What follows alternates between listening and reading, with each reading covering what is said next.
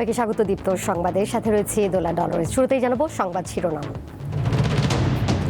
সংবিধান সংস্কার পরিষদের অধিবেশন না ডাকায় হতাশ বিরোধী দল, সুযোগ নেই বলছে সরকারি দল। বিক্রি সীমা তুলে নেওয়া হলেও চাহিদা মতো পাওয়া যাচ্ছে না জ্বালানি তেল, পাম্পগুলোয় দীর্ঘ লাইন। শেরেবাংলা মেডিকেলে ভুল ইনজেকশনে 2 নারী রোগীর মৃত্যুর অভিযোগ, 3 সদস্যের কমিটি গঠন। 9/11-এর মতো ঘটনার ষড়যন্ত্র হচ্ছে, লক্ষ্য ইরানের ওপর দায় চাপানো, অভিযোগ লারিজানের।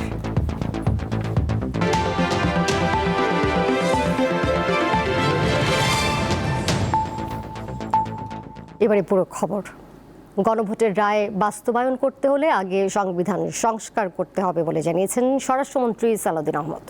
রবিবার জাতীয় সংসদে সংবিধান সংস্কার পরিষদের অধিবেশন আহ্বান করার বিষয়ে বিরোধী দলীয় নেতার প্রশ্নের জবাবে তিনি কথা জানান। পরে স্পিকার পবিত্র ঈদ উল ফিতরের জন্য সংসদ অধিবেশন 29 মার্চ পর্যন্ত মুলতবি ঘোষণা করেন। স্পিকার হাফিজউদ্দিন আহমদের সভাপতিত্বে রবিবার সকাল 11টায় ত্রয়োদশ জাতীয় সংসদের প্রথম অধিবেশনের দ্বিতীয় দিনের কার্যক্রম শুরু হয়। জন্য আপনাকে ধন্যবাদ। বৈঠকের শুরুতে অন্তর্বর্তী সরকারের সময় জারি করা 133টি অধ্যাদেশ সংক্রান্ত বিল পর্যালোচনার জন্য জাতীয় সংসদের বিশেষ কমিটিতে পাঠানো হয়। এ সময় বিরোধী দলীয় নেতা ডক্টর শফিকুর রহমান সংসদকে জানান, বর্তমান সংসদ স্বাভাবিক নিয়মে হয়নি। এটি জুলাই গণঅভ্যুত্থানের প্রেক্ষাপটে রাষ্ট্রপতির জারি করা জুলাই জাতীয় সনদ বাস্তবায়ন আদেশ 2025 অনুযায়ী গঠিত হয়েছে। ওই আদেশ অনুযায়ী সংসদ গঠনের 30 দিনের মধ্যে সংবিধান সংস্কার পরিষদের অধিবেশন আহ্বান করার কথা থাকলেও তা হয়নি। পরিষ্কার বলা হয়েছে যে পদ্ধতিতে সংসদের প্রথম অধিবেশন আহ্বান করা হবে, ঠিক একই পদ্ধতিতে সংবিধান সংস্কার পরিষদেরও সভা আহ্বান করা হবে। 2টা বুথে যারা নির্বাচিত হবেন তাদের ব্যাপারে এখানে আমি আগেই উল্লেখ করেছি, 3 থেকে 15 পর্যন্ত বিস্তারিত তাদের দায়িত্ব এবং অধিকার সম্পর্কে কথা বলা হয়েছে। বিরোধী দলীয় নেতার প্রশ্নের জবাবে স্বরাষ্ট্রমন্ত্রী সংসদকে জানান, সংবিধানের 93 অনুচ্ছেদ অনুযায়ী সংবিধান পরিবর্তনের কোনো বিধান রাষ্ট্রপতির অধ্যাদেশের মাধ্যমে আসতে পারে না। গণভোটের রায় বাস্তবায়ন করতে হলে আগে সংবিধান সংস্কার করতে হবে। জুলাই জাতীয় সনদের বাইরে আরোপিত কোনো আদেশ দিয়ে, কোনো অবৈধ আদেশ দিয়ে সেটা কোনো সংবিধান সংশোধন করা যায় কিনা, সেটা একটা বিশাল আইনি প্রশ্ন, সাংবিধানিক প্রশ্ন। সেটাও আমরা ডিবেট করি, আলোচনা করি।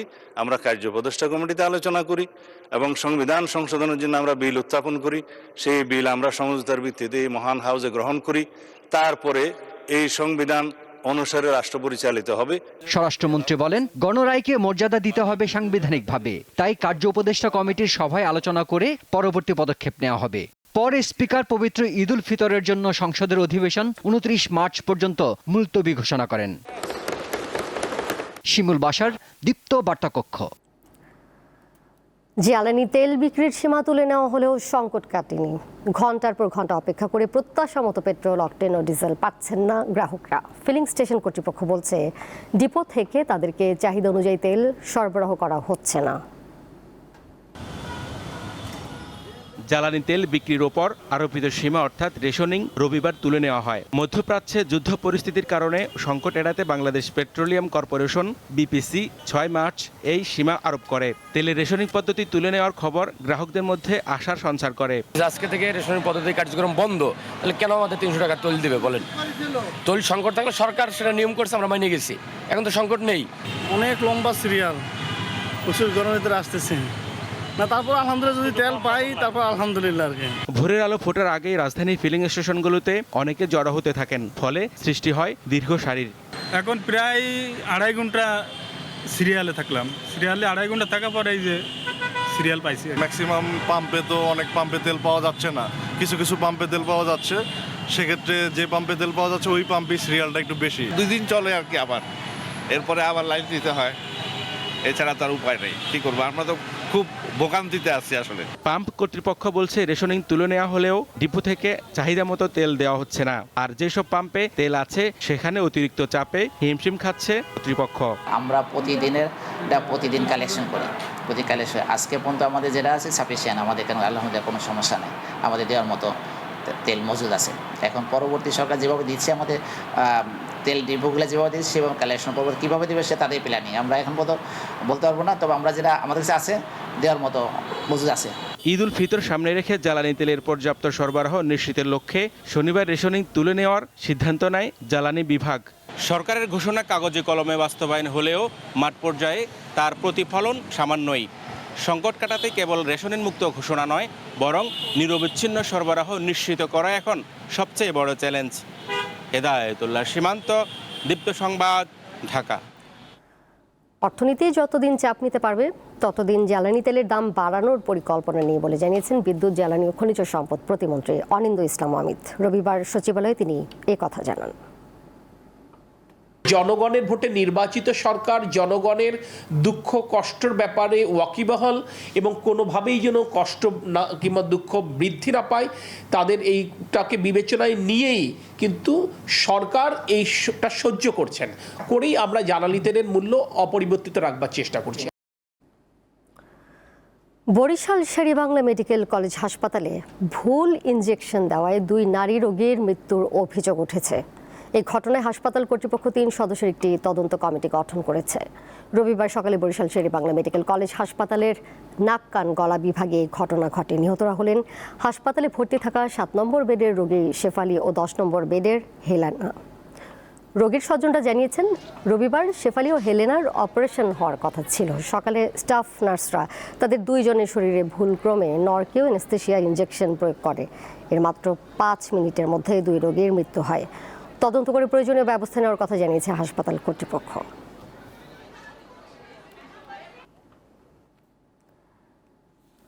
সাভারের এনাম মেডিকেল কলেজ হাসপাতাল থেকে জাহাঙ্গীরনগর বিশ্ববিদ্যালয়ের এক ছাত্রীর মরদেহ উদ্ধার করেছে পুলিশ। জাহাঙ্গীরনগর বিশ্ববিদ্যালয়ের প্রক্টর অধ্যাপক রাশেদুল আলম জানান, মাথায় আঘাতপ্রাপ্ত ও অচেতন অবস্থায় ওই ছাত্রীকে ইসলামনগরের ভাড়া বাসা থেকে প্রথমে বিশ্ববিদ্যালয়ের মেডিকেল সেন্টারে নেওয়া হয়। পরে সাভারের এনাম মেডিকেল কলেজ হাসপাতালে নেওয়া হলে চিকিৎসক তাকে মৃত ঘোষণা করেন। নিহত শিক্ষার্থীর নাম শারমিন জাহান। তিনি জাহাঙ্গীরনগর বিশ্ববিদ্যালয়ের 51তম ব্যাচের লোক প্রশাসন বিভাগের শিক্ষার্থী। প্রাথমিক জিজ্ঞাসাবাদের জন্য নিহত শারমিনের স্বামীকে আটক করেছে পুলিশ।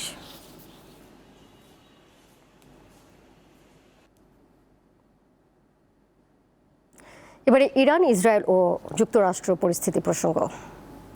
ইরান যুদ্ধবিরতি নিয়ে আলোচনায় প্রস্তুত বলে দাবি করেছেন মার্কিন প্রেসিডেন্ট ডোনাল্ড ট্রাম্প।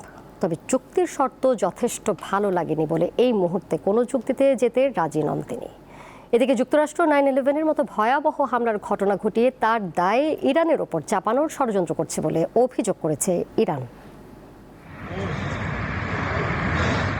ইরানে যুক্তরাষ্ট্র ও ইসরায়েলের যৌথ হামলার 16 দিনেও কমেনি যুদ্ধের তীব্রতা। ভয়াবহ হামলা ও পাল্টা হামলা অব্যাহত রয়েছে মধ্যপ্রাচ্যের দেশগুলোতেও। রোববারও ইরানের ইস্পাহান প্রদেশে বেশ কয়েকটি স্থানে ক্ষেপণাস্ত্র হামলায় প্রাণ গেছে অন্তত 15 জনের।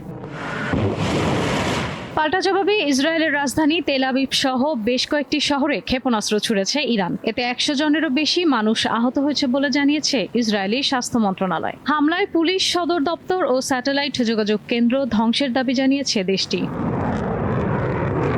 মধ্যপ্রাচ্যের মার্কিন স্থাপনাতেও হামলা অব্যাহত রেখেছে ইরান। ইরাক ও কুয়েতে 3 মার্কিন ঘাঁটিতে হামলার দাবি জানিয়েছে তারা। এছাড়া রোববার ভোরে বাহরাইনের রাজধানী মানামায় বড় ধরনের বিস্ফোরণের শব্দ শোনা যায়। মধ্যপ্রাচ্যের এমন পরিস্থিতিতে মার্কিন নাগরিকদের দ্রুত সৌদি আরব ছাড়ার নির্দেশ দিয়েছে যুক্তরাষ্ট্র।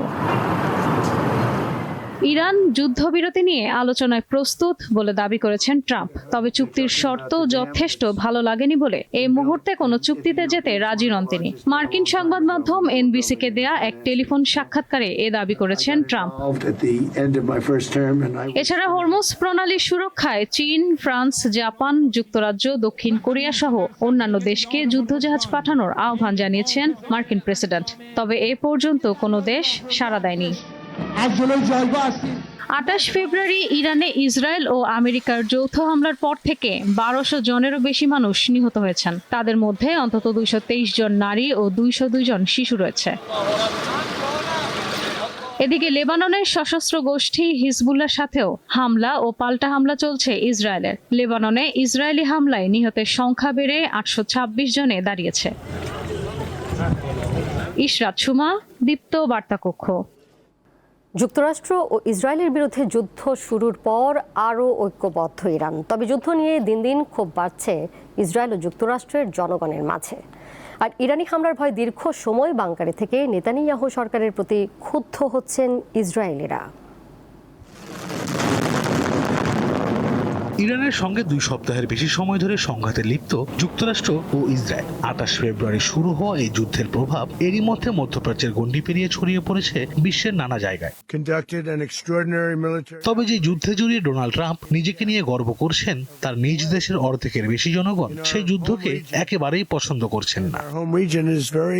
সম্প্রতি প্রকাশিত কুইনিপিয়াক বিশ্ববিদ্যালয়ের এক জরিপে দেখা যায় 53% মার্কিনই ইরানে হামলা এবং চলমান যুদ্ধের বিরুদ্ধে রয়েছেন। যুদ্ধের জন্য আমেরিকান সেনা পাঠানোর ক্ষেত্রেও তীব্র বিরোধিতা রয়েছে মার্কিন নাগরিকদের মাঝে। জরিপে অংশগ্রহণকারী প্রায় 3/4 বলছেন তারা ইরানের মার্কিন স্থলবাহিনীর মোতায়েনের পক্ষে নন। বেশিরভাগের দাবি এই যুদ্ধ যুক্তরাষ্ট্রের অভ্যন্তরে সন্ত্রাসী হামলার ঝুঁকি বাড়িয়ে তুলতে পারে। তবে মিশ্র প্রতিক্রিয়া দেখা গেছে ইসরায়েলে। দেশটির জনগণের একাংশ মনে করেন এই যুদ্ধ তাদের অস্তিত্বের লড়াই। ইসরায়েলকে টিকে থাকতে হলে ইরানে হামলা করতেই হতো। তবে তার মধ্যেও অনেক ইসরায়েলি তরুণকে যুদ্ধের বিপক্ষে রাস্তায় বিক্ষোভ করতে দেখা গেছে। অবশ্য ভিন্ন চিত্র ইরানে। যুক্তরাষ্ট্র ও ইসরায়েল যেখানে স্বপ্ন দেখেছিল যুদ্ধের তীব্র চাপে ইরানিদের মাঝে অভ্যন্তরীণ বিদ্রোহ তৈরি হবে, সেখানে ওয়াশিংটন ও তেল আবিবের হিসেব নিকেশ পুরোটাই উল্টে দিয়েছে ইরানিরা। প্রতিশোধের আগুন বুকে নিয়ে রাজপথে নেমেছে হাজারো মানুষ। 2 সপ্তাহের যুদ্ধে ইরানের প্রাণ গেছে প্রায় 1500 মানুষের, বাস্তুচ্যুত হয়েছেন অন্তত 32 লাখ। তারপরও নির্ভীক অকুতভয় ইরানিরা। হামলার ভয় উপেক্ষা করে রাজপথে জনতার এই ইস্পাত কঠিন ঐক্য প্রমাণ করছে সামরিক ও মানসিক কোনোভাবেই তেহরানকে কাবু করতে পারেনি যুক্তরাষ্ট্র ও ইসরায়েল। আশরাফ শুভ, দীপ্ত, বার্তা কক্ষ। এবারে আরএফএল ওয়ার্ড্রোব ঈদবাজার।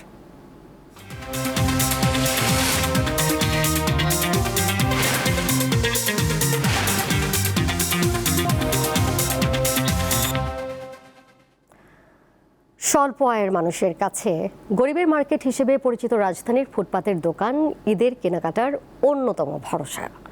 নিত্য প্রয়োজনীয় পণ্যের দাম বেড়ে যাওয়ায় অনেকেই বড় শপিং মল বা অভিজাত মার্কেটের বদলে ফুটপাতেই খুঁজছেন সাধ্যের মধ্যে ঈদের পোশাক। রঙিন জামাকাপড়ের শাড়ির দরদামের কোলাহল আর ক্রেতা বিক্রেতার দামাদামিতে মুখর চারপাশ। নগরীর ফুটপাতগুলো এখন যেন ক্ষুদ্র ক্ষুদ্র ঈদ বাজার। একই চিত্র রাজধানীর মিরপুরের 10 নম্বর ব্রিজ সংলগ্ন ফুটপাত মার্কেটের। ঝলমলে শপিং মলের বাইরে এই অস্থায়ী দোকানগুলোকে ঘিরে ঈদের প্রস্তুতি নিচ্ছে হাজারো নিম্নবিত্ত ও নিম্ন মধ্যবিত্ত মানুষ। স্বাদ আর সাধ্যের হিসাব মিলিয়ে এখানেই খুঁজে নিচ্ছেন পছন্দের পোশাক। এই শার্টটা যদি হয়তো মনে করেন যে আপনার মার্কেটে হয় কত হইব, 700 হইব, ফুটপাতে একটা শার্ট হয়তো আপনার 300 350 টিভিতে পাইতেছি আর কি, মানে যা ছিল আর কি, মানে যে সামর্থ্য হিসাবে মানে পাচ্ছে আর কি। বেচা বিক্রি নিয়ে সন্তুষ্টি প্রকাশ করেছেন বিক্রেতারা। ঈদের যে কয়দিন বাকি আছে এ সময়ের মধ্যে বেচাকেনা আরো বাড়বে বলে আশা তাদের। মোটামুটি ভালো বেচাকেনা, কিন্তু সামনে আরো ভালো হবে ইনশাআল্লাহ আশা করা যায়। বেচাকেনা আরো বাড়ার আশঙ্কা আছে। দেখা যাচ্ছে 27 রমজানের আগে একটু বেচাকেনা বেশি হয়, ঠিক আছে, তো আমরা ওই আশায় এখনো আছি।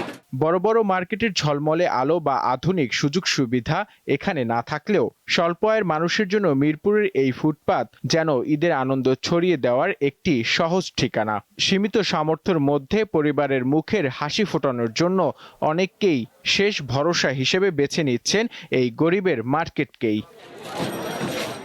নূর আলম, দীপ্ত সংবাদ, ঢাকা। দিনাজপুরের কাহারোল উপজেলা থেকে কাল দেশের 53টি খাল খনন কর্মসূচি উদ্বোধন করবেন প্রধানমন্ত্রী তারেক রহমান।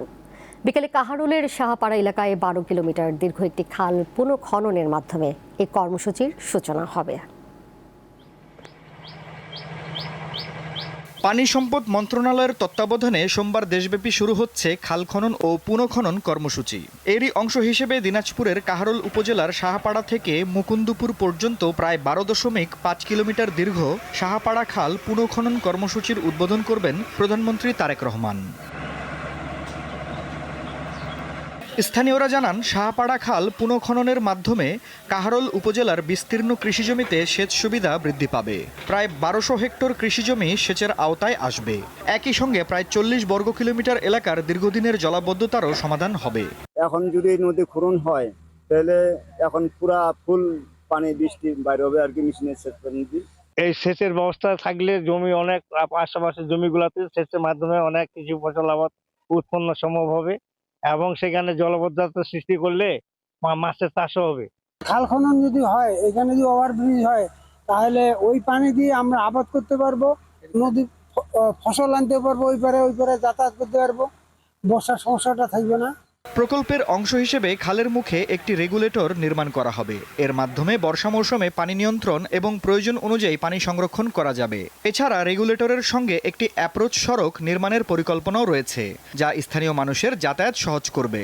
এখানে প্রায় 3.5 লক্ষ মানুষ এখানে সরাসরি এই খাল খনন প্রক্রিয়া থেকে খাল খননের পরবর্তীতে এই পানিটাকে ব্যবহার করে তারা শুষ্ক মৌসুমে এবং বর্ষাকালে অতিরিক্ত পানির থেকে বন্যা অথবা পানির জন্য জলাবদ্ধতার থেকে নিজেদেরকে রক্ষা করতে পারবে। আগামী 16 তারিখ ইনশাল্লাহ মাননীয় প্রধানমন্ত্রী এই কাহারোলের এই শাহপাড়া যে খাল, এই খাল পুনর্খনন উদ্বোধনের মাধ্যমে এই কর্মসূচি শুভ সূচনা করবেন এবং একই সাথে বাংলাদেশের 53টি এলাকায় জেলায় আমাদের এই কর্মসূচি একই দিনে শুরু হবে। প্রকল্পটি বাস্তবায়িত হলে কাহারোল উপজেলার রামচন্দ্রপুর ও মুকুন্দপুর ইউনিয়নের কয়েক হাজার কৃষক উপকৃত হবেন বলে মনে করছেন সংশ্লিষ্টরা।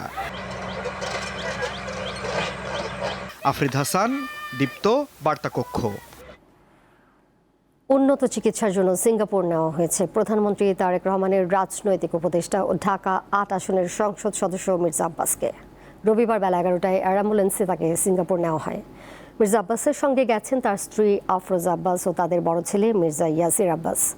গত বুধবার অসুস্থ হয়ে পড়লে মির্জা আব্বাসকে হাসপাতালে ভর্তি করা হয়। পরে তার মাথায় 2 দফা অস্ত্রোপচার করেন চিকিৎসকরা। শনিবার সকালে মির্জা আব্বাসের মস্তিষ্কের সিটি স্ক্যান করা হলে প্রতিবেদন ভালো বলে জানান বিএনপির স্বাস্থ্য বিষয়ক সম্পাদক রফিকুল ইসলাম।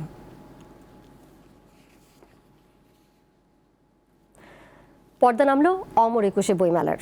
রবিবার শেষ দিন মেলা প্রাঙ্গণে পাঠকদের তেমন ভিড় ছিল না, তবে যারা এসেছেন কিনেছেন পছন্দ মতো বই। সমাপনী অনুষ্ঠানে আনুমানিক 17 কোটি টাকার বই বিক্রির খবর জানিয়েছে বাংলা একাডেমি। অমর একুশে বইমেলার শেষ দিন, তবে অন্যান্য বারের তুলনায় এবারের চিত্র ভিন্ন। ছিল না উপচে পড়া ভিড় কিংবা বই বিক্রির হিড়িক।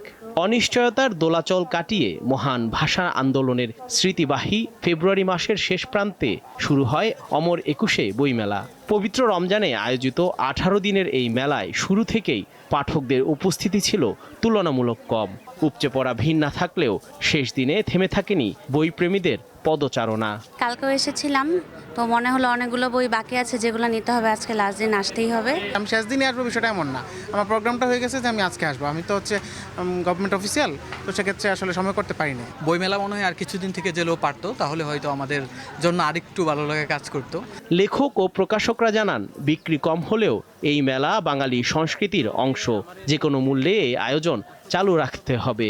আমরা যারা লেখক, আমরা যারা পাঠক, আমরা আসতে পেরেছি, আমরা সবার সাথে কথা বলতে পেরেছি।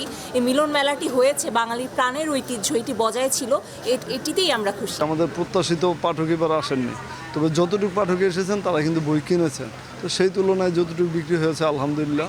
সমাপনী অনুষ্ঠানে সংস্কৃতি মন্ত্রী নিতাই রায় চৌধুরী জানান, নানা প্রতিকূলতা সত্ত্বেও বইমেলা আয়োজন একটি বড় সফলতা। আজকে জ্ঞান ভিত্তিক সমাজ চাই, বহুমাত্রিক সমাজের মাঝে যে আমরা যে জ্ঞান, একমাত্র জ্ঞানই পারে একটা সমাজকে শাসন করতে। আবার আমাদের সন্তানদেরকে সেই বইয়ের জগতে নিয়ে যেতে চাই। সময়ের সঙ্গে সঙ্গে ফুরিয়েছে মেলার আলো, তবু অক্ষরের এই উৎসব রেখে গেল নতুন বইয়ের ঘ্রাণ, পাঠকের পদচিহ্ন আর আগামী বছরের অপেক্ষা। বইমেলায় অংশ নেওয়া 570টি প্রকাশনা প্রতিষ্ঠান এবার বই বিক্রি করেছে প্রায় 17 কোটি টাকা, যা গত বছরের তুলনায় অর্ধেকেরও কম। এতে হতাশা প্রকাশ করেছেন প্রকাশকরা। আগামী বছর লেখক পাঠকের এই মিলন মেলা পুরোপুরি জমে উঠবে এমনটাই প্রত্যাশা সকলের। জহিরুল মোহসান, দীপ্ত সংবাদ, সোহরওয়ার্দী উদ্যান, ঢাকা। কুড়িগ্রামে 770 বর্গফুট আয়তনের বিশাল কড়াই তৈরি করেছে বিদ্যানন্দ ফাউন্ডেশন, যাতে একসাথে 1 লাখ মানুষের খাবার রান্না করা যাবে। এই কড়াইতে 22টি চুলার মাধ্যমে বড় আয়োজনে দ্রুত রান্না করা সম্ভব। কড়াইটির আয়তন 770 বর্গফুট। এর বেশ 31.5 ফুট ও গভীরতা 4.5 ফুট। 22টি চুলার উপর এই কড়াই রেখে একসঙ্গে 1 লাখ মানুষের খাবার রান্না করা যায়। এতে একবারে ব্যবহার করা যায় প্রায় 7 টন চাল, 3 কেজি সবজি, প্রায় 800 লিটার ভোজ্য তেল ও প্রায় 1.5 টন ডাল সহ বিভিন্ন ধরনের মশলা।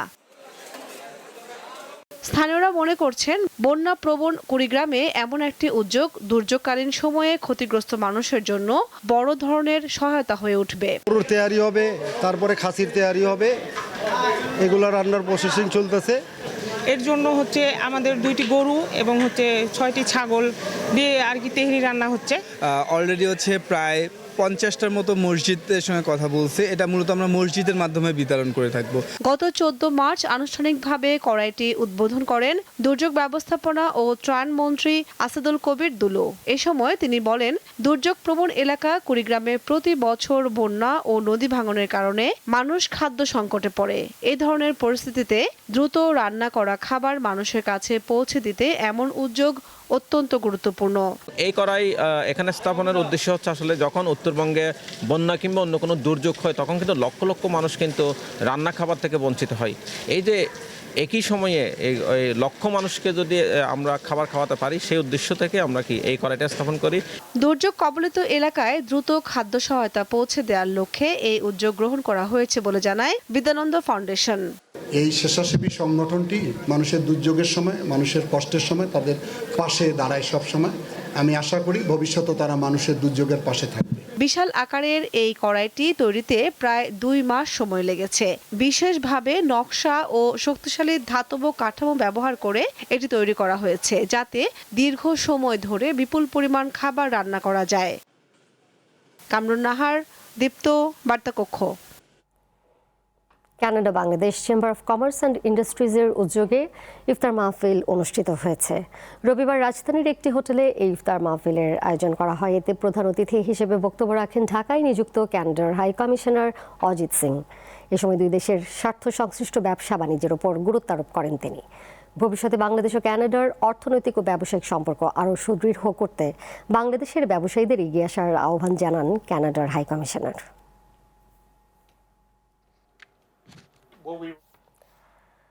আবার আন্তর্জাতিক প্রসঙ্গ, আফগানিস্তানে নতুন করে রাতভর বিমান হামলা চালিয়েছে পাকিস্তান। পাকিস্তানি বাহিনীর দাবি, হামলায় দক্ষিণ আফগানিস্তানের কান্দাহার প্রদেশে একটি প্রযুক্তিগত সহায়তা অবকাঠামো এবং সরঞ্জাম সংরক্ষণাগার ধ্বংস করা হয়েছে। এসব স্থাপনা আফগান তালেবান ও সন্ত্রাসীরা পাকিস্তানের বিরুদ্ধে ব্যবহার করছিল বলে অভিযোগ দেশটির। পাকিস্তানি সামরিক বাহিনী জানিয়েছে, আফগানিস্তানের তালেবান সরকার তাদের নিরাপত্তা উদ্বেগের সমাধান না করা পর্যন্ত এই ধরনের অভিযান অব্যাহত থাকবে। গত শুক্রবার রাতে পাকিস্তানের 3টি স্থানে আফগানিস্তান থেকে ড্রোন হামলা চালানো হয়। অভিযোগ, পাকিস্তানের সেনাবাহিনীর এতে কোয়েটায় 2 শিশু এবং কোয়াহাটো রাওয়ালপিন্ডিতে কয়েকজন বেসামরিক নাগরিক আহত হন। ঢাকা ট্রেনিং ক্যাম্পের জন্য 28 জনের প্রাথমিক স্কোয়াড ঘোষণা করেছে বাংলাদেশ ফুটবল ফেডারেশন।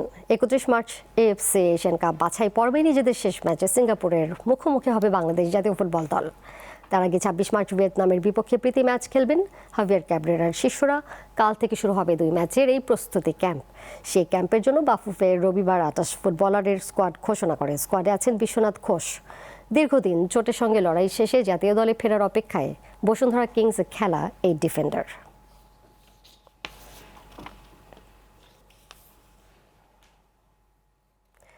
এর সাথে শেষ করব দীপ্ত সংবাদ। যাবার আগে শিরোনামগুলো জানিয়ে দেব আরও একবার। সংবিধান সংস্কার পরিষদের অধিবেশন না ডাকায় হতাশ বিরোধী দল, সুযোগ নেই বলছে সরকারি দল। বিক্রি সীমা তুলে নেওয়া হলেও চাহিদা মতো পাওয়া যাচ্ছে না জ্বালানি তেল, পাম্পগুলোয় দীর্ঘ লাইন। শেরেবাংলা মেডিকেলে ভুল ইনজেকশনে 2 নারী রোগীর মৃত্যুর অভিযোগ, 3 সদস্যের কমিটি গঠন। 9/11-এর মতো ঘটনার ষড়যন্ত্র হচ্ছে, লক্ষ্য ইরানের ওপর দায় চাপানো, অভিযোগ লারিজানের।